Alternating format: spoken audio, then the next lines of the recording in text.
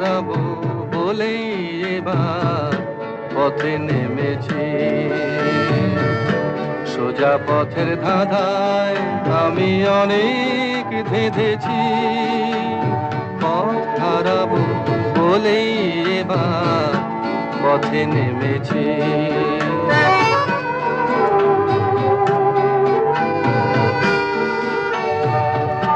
নিষেধের পাহারাতে ছিলেম রেখে ঢেকে, সে কখন গেছে ফিরে আমায় ডেকে ডেকে।